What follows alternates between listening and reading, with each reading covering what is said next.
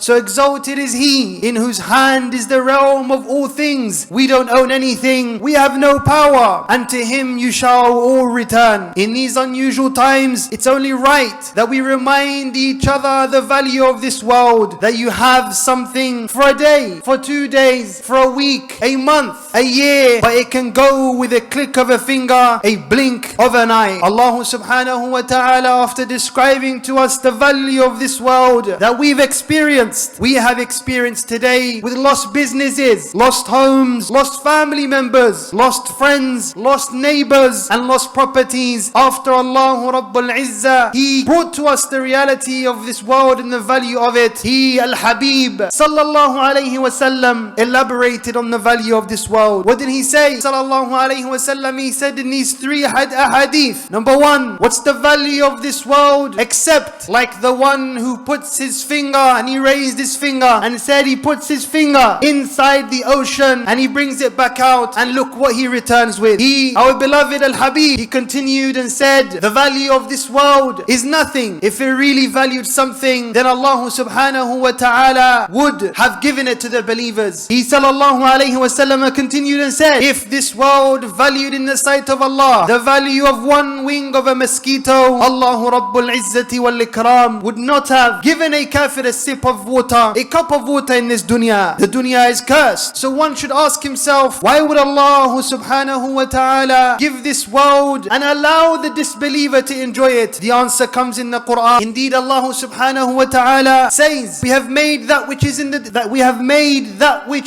dunya an adornment for them, so that we may test them to see who is best in deeds. And indeed, we will make the earth a barren land. And do not extend your eyes, O Muhammad, to that which we have given them in enjoyment in this world. We are just testing them with it, and it is indeed a test for them. Every soul shall taste death, and we test you with evil, and we test you with good as a trial, and to us you shall return. So do not let their wealth and their children amaze you, O Muhammad. Allah only intends to punish them through this in the dunya, and to take their souls as they depart while they are disbelievers. So it's a test. Allahu Rabbul Izzati wal Kiram, He doesn't just test His servants with hardships, but rather that which we perceive to be good from the dunya is also a test. How do you use it? Does it suck you in? Does it make you forget the reality of this world and the hereafter that you are coming to?